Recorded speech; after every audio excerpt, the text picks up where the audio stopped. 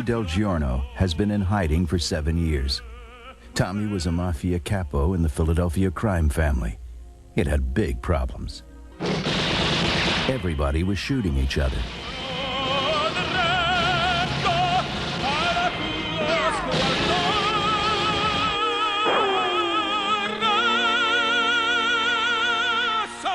I didn't dream that I was getting in an organization that can't wait till you die, can't wait till you go to jail.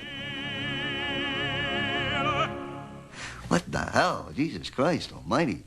Your enemies, I can understand your enemies waiting till you die, but your friends, you know.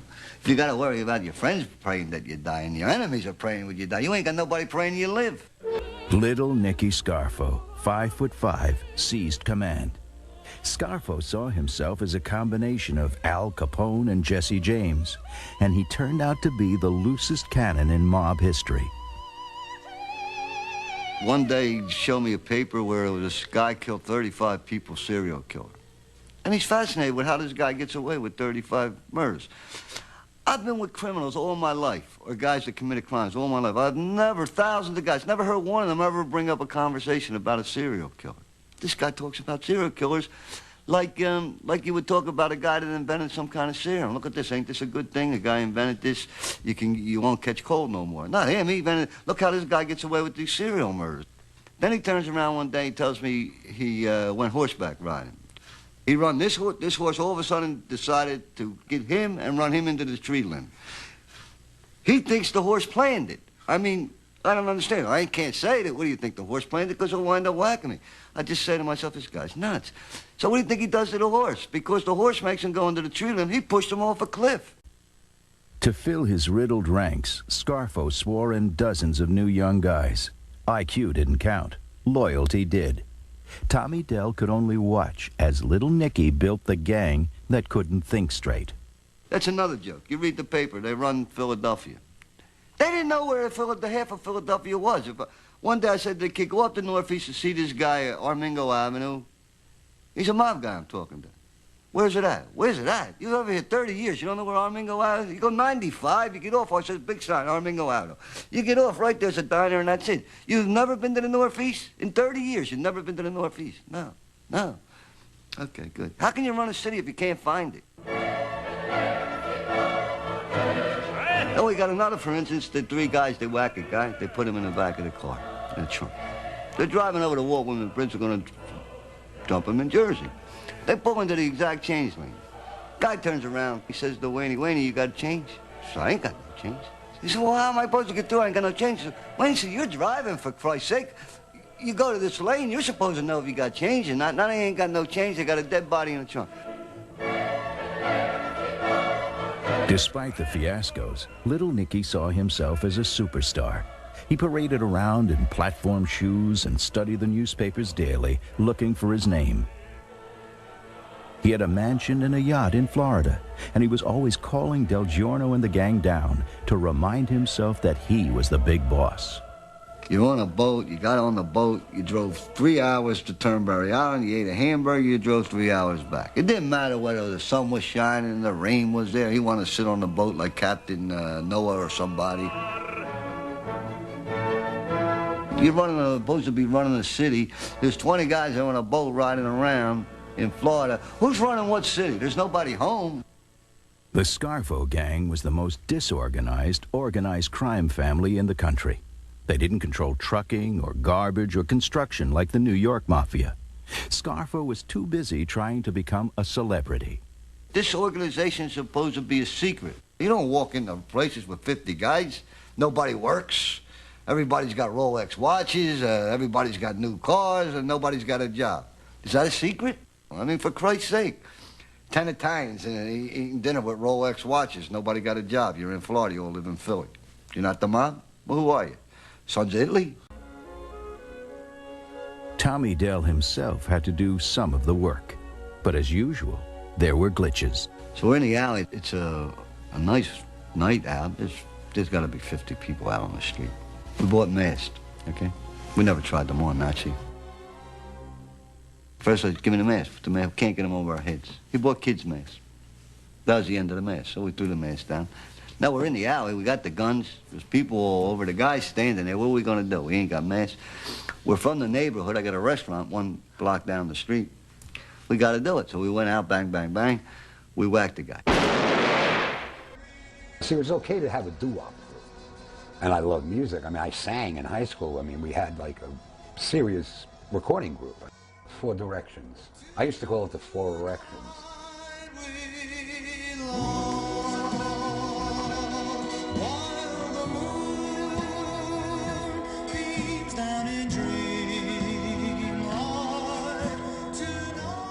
And we recorded on Decca Records. We were in Billboard magazine. You know, I mean, we did 13 television shows and stuff. We weren't like a minor group. And we were really good. So, I mean, we opened for the Drifters. You know, I mean, we were up there. Well, we needed like this last push, you know, to really like get up there, you know. And my family, meaning the Gambino family, they had a guy, Larry Martiri, who is still around, who ran Roulette Records. Which at the time, Roulette was like the hottest label around. So I went to my uncle and I said, look, you know, we need this little bit of push. You know, if you could get us transferred from Decca onto Roulette and we record something on Roulette, that'll give us a lot more exposure. It'll give us a lot more push with the DJs when they see Roulette, you know. And he said, no, can't do it. I said, what are you talking about? You can't do it.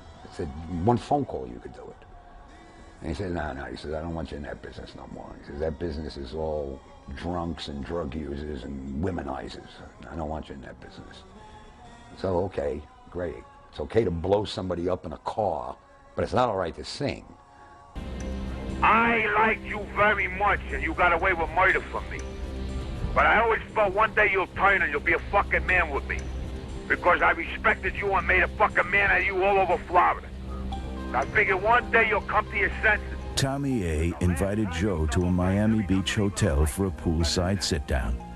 Agro said he wanted to make up. The FBI said it was too soon and too dangerous. But a vengeful Iannuzzi insisted on going. As I was walking towards where Agro's cabana was, I saw and recognized the 2 guys that were with him the day he tried to kill me.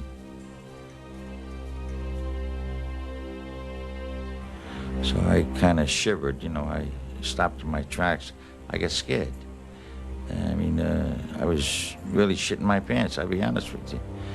And Agro noticed this, and he came over and he hugged me, and like it was nothing happened. He just told me, Joey, I told you nothing was going to happen, and nothing's going to happen. And I pointed to the 2 guys in the pool, and he says, don't worry about them, nothing's going to happen. Agro invited Joe to take a swim and told him to go inside and put on a suit. Joe went, unsure he would ever come out alive. And I got to Paulie Principi and Frank Russo's room, and they had a swimsuit there. And I took off all my clothes. I even took off my shorts and bent over in front of Checo so he could look at my ass to see if I didn't have a microphone. And I put the swimsuit on, and we walked back to the crowd by the pool, and he says in Italian, Epulito, which means he's clean. And I mean, it was a fucking moron. He didn't think I understood Italian. I'm Italian. Joe got better and better at the con.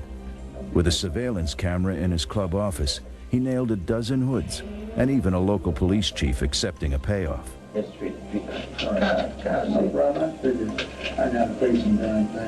The closer Joe got to bagging Tommy Agro, the more it turned him on. If I got a good tape on one of the wise guys like Andy Ruggiano or Agro, you remember your first piece of ads, it was that good. That's how I felt. You remember your first piece of ads, it was that good. I was coming in my pants. Jackie had an accomplice, his cousin Joe Alonzo, a pal since childhood. But a rich mix of drugs and big bucks tore them apart. One night, a coked-up Alonzo came at his cousin with a small pistol. Well, I was sleeping on my stomach. And then the first shot, he must have went for my head, but being all messed up with the drugs, he went a little lower, hit me in the jaw. I woke up and I went back to sleep because I thought maybe I cracked my jaw in my sleep. Then he hit me again in the back, but I still didn't know that I was shot because I thought it was bedbug in the house. Once I got up, I seen him, I said, "Cuz, what are you doing?" He says, "I love you. What are you shooting me for?" With that, he shot me 3 more times. And I had him by the hair, but he got out of my hands. Wives take center stage in most mobsters' households. When a made man gets married, he stays married. That is, until death do us part. Comes to the women in their lives, mafiosi hold a double standard. You treated your wife, the mother of your kids, properly. You took care of your family. You respected her when you were in her presence. But when you're out of her presence, you know, you fooled around. To prove his manhood, a mobster must have a gumbata, mafia slang for mistress. I mean, I saw guys with girlfriends for years and years and years. I mean, they had double lives, so to speak. It just came with the territory. We were out in clubs every night. We were high rollers. For some reason, we were attractive numbers to the girls. We always had women around us, and they always wanted to party with us and be with us. And, you know, you see one you like, she becomes your girlfriend for a while. One night of every week is special. On Saturdays, mobsters make a show to each other of being respectable. And that means going out with their wives. For mob associate Henry Hill, the arrangement could lead to complications. You know, say Diana Ross was at the culprit, you know. Naturally, your girlfriend wanted to see it, you know, and your wife wanted to see it. But Saturday night was strictly for wives. You didn't go to the culprit with your girlfriend on a Saturday night. That was a no-no. So that's what you did. I mean, it could be that if you had 3 girlfriends, you had to see the show 3 times, you know. If you found lipstick on your collar or something, you know. You know, stack of 50s, here, go shopping, you know, leave me alone. Fooling around with the wife of a superior is considered suicidal by soldiers and associates. But for senior members, a liaison with the wife of someone of lower rank carries far less risk.